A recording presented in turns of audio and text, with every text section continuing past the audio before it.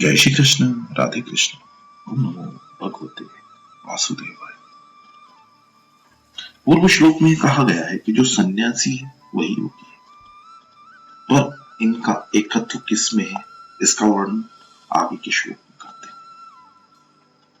5वें अध्याय के आरंभ में भगवान ने बताया था कि सन्यास, सांख्य योग और कर्मयोग ये दोनों ही स्वतंत्रता से कल्याण करने वाले हैं तथा दोनों का फल भी एक ही है। अर्थात सन्यास और योग दो नहीं है, एक ही है। वही बात भगवान यहाँ कहते हैं कि जैसे सन्यासी सर्वथा त्यागी होता है, ऐसे ही कर्मयोगी भी सर्वथा त्यागी होता है। 18वें अध्याय के 9वें श्लोक में भगवान ने कहा है कि फल और आसक्ति का सर्वथा त्याग करके जो नियत कर्तव्य कर्म केवल कर्तव्य मात्र समझकर किया जाता है वह सात्विक त्याग है, जिससे पदार्थों और क्रियाओं से सर्वथा संबंध विच्छेद हो जाता है और मनुष्य त्यागी अर्थात योगी हो जाता है। इसी तरह सन्यासी भी कर्तव्य अभिमान का त्यागी होता है, अतः दोनों ही त्यागी हैं। तात्पर्य है कि योगी और सन्यासी में कोई भेद नहीं है। भेद न रहने से ही भगवान ने 5वें अध्याय के 3 श्लोक में कहा है कि राग और द्वेष का त्याग करने वाला योगी सन्यासी ही है। मन में जो स्फुरनाएं होती है अर्थात तरह तरह की बातें याद आती है, उनमें से जिस स्फुरना बात के साथ मन चिपक जाता है, जिस स्फुरना के प्रति प्रियता अप्रियता पैदा हो जाती है, वह संकल्प हो जाता है। उस संकल्प का त्याग किए बिना मनुष्य कोई सा भी योगी नहीं होता, प्रत्युत भोगी होता है। कारण कि परमात्मा के साथ संबंध का नाम योग है और जिसकी भीतर से ही पदार्थों में महत्व, सुंदर तथा सुख बुद्धि है, वह भीतर से पदार्थों के साथ संबंध मानने से भोगी ही होगा, योगी हो ही नहीं सकता।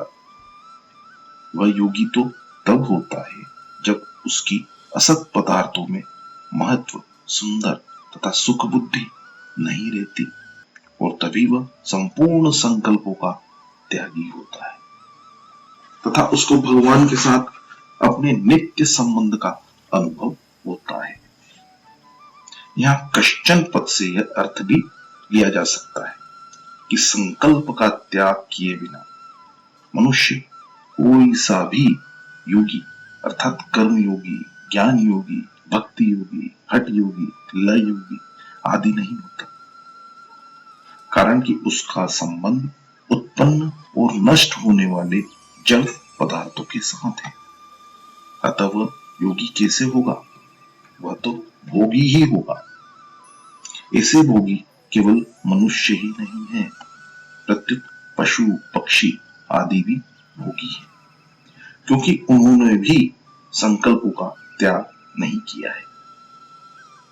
तात्पर्य यह निकला कि जब तक असत पदार्थों के साथ किंचित मात्र भी संबंध रहेगा, अर्थात अपने आप को कुछ न कुछ मानेगा, तब तक मनुष्य कोई सा भी योगी नहीं हो सकता। अर्थात असत पदार्थों के साथ संबंध रखते हुए वह कितना ही अभ्यास कर ले, समाधि लगा ले, गिरी कंदराओं में चला जाए, तो भी गीता के सिद्धांतों के अनुसार वह योगी नहीं कहा जा सकता। ऐसे तो संन्यास और योग की साधना अलग अलग है, पर संकल्पों के त्याग में दोनों साधन एक है। पूर्व श्लोक में जिस योग की प्रशंसा की गई है, उस योग की प्राप्ति का उपाय आगे के श्लोक में बताते हैं। जो योग समता में आरूढ़ होना चाहता है, ऐसे मननशील योगी के लिए योगारूढ़ होने में निष्काम भाव से कर्तव्य कर्म करना कारण है। तात्पर्य है कि करने का वेग मिटाने में प्राप्त कर्तव्य कर्म करना कारण है। क्योंकि कोई भी व्यक्ति जन्मा है, पला है और जीवित है तो उसका जीवन दूसरों की सहायता के बिना चल ही नहीं सकता।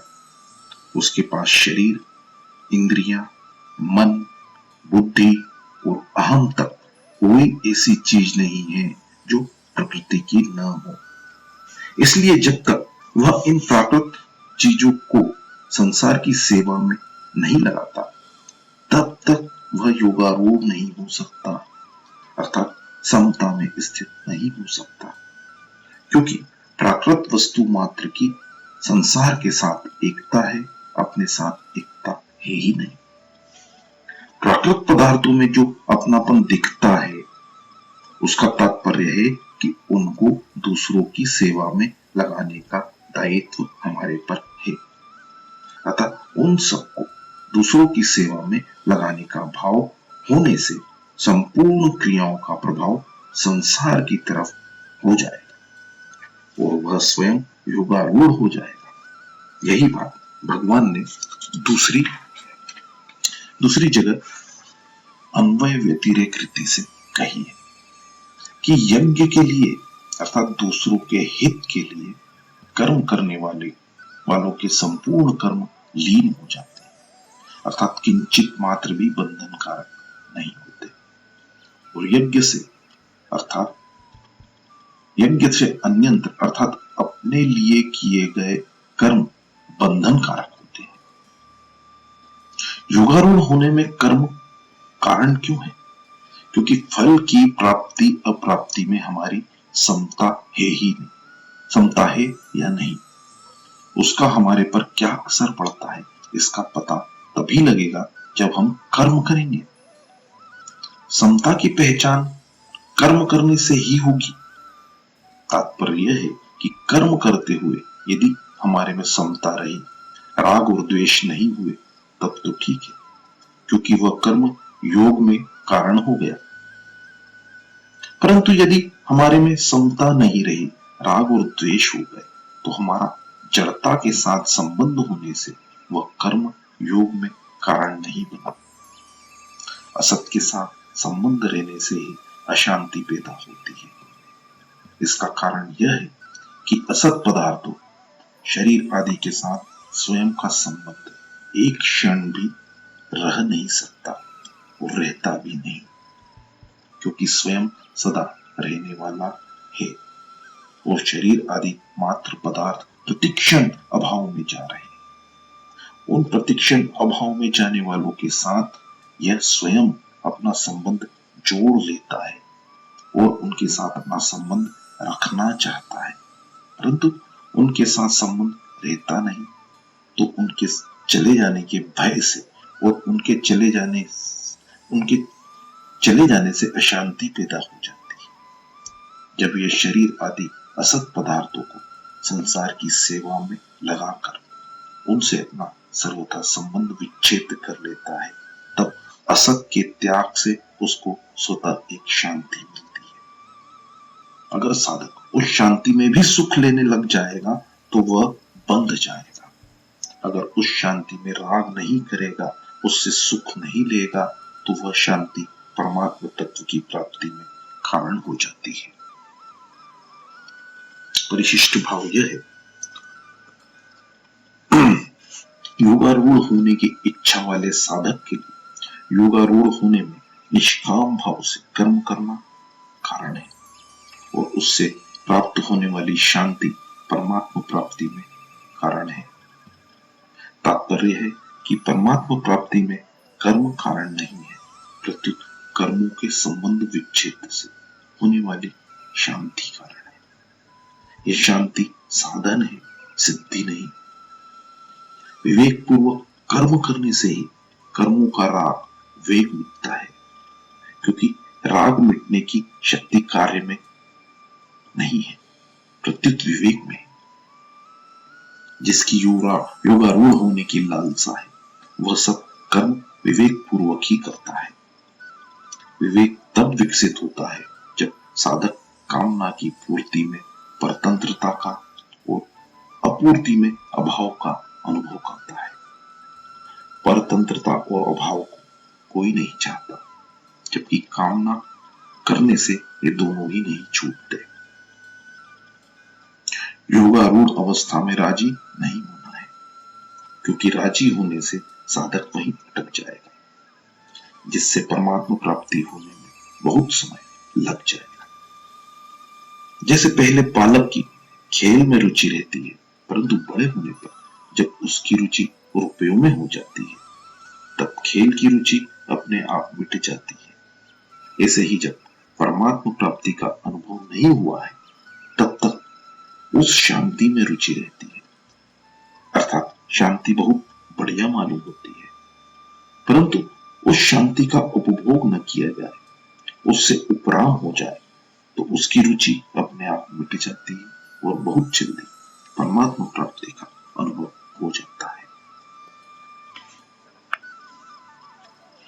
योगारूढ़ होने में कर्म करना कारण है, अर्थात निस्वार्थ भाव से दूसरों के हित के लिए कर्म करते करते जब सबका वियोग हो जाता है, तब साधक योगारूढ़ हो जाता है। कर्मों की समाप्ति हो जाती है और योग नित्य रहता है। कर्मी भोगी भी कर्म करता है और कर्मयोगी भी कर्म करता है, पर उन दोनों के उपदेश में बड़ा भारी अंतर रहता है। एक आसक्ति रखने के लिए अथवा कामना पूर्ति के लिए कर्म करता है और एक आसक्ति का त्याग करने के लिए कर्म करता है। भोगी अपने लिए कर्म करता है और कर्मयोगी दूसरों के लिए कर्म करता है। अतः आसक्ति पूर्वक कर्म करने में समान होने पर भी जो आसक्ति त्याग के उपदेश से दूसरों के लिए कर्म करता है, वह योगी योगारूढ़ हो जाता है। कर्म करने से ही योगी की पहचान होती है, अन्यथा वृद्धा नारी प्रतिव्रता। यहां जिसको शम शांति कहा गया है, उसी को दूसरे अध्याय के 64वें श्लोक में प्रसाद अंतःकरण की प्रसन्नता कहा गया है। इस शांति में रमण न करने से निर्वाण परमा शांति की प्राप्ति होती है। त्याग से शांति मिलती है। शांति में रमण न करने से अखंड रस तत्व ज्ञान मिलता है और अखंड रस में भी संतोष न करने से अनंत रस परम प्रेम मिलता है। जय श्री कृष्ण, राधे कृष्ण। ओम नमो भगवते वासुदेवाय।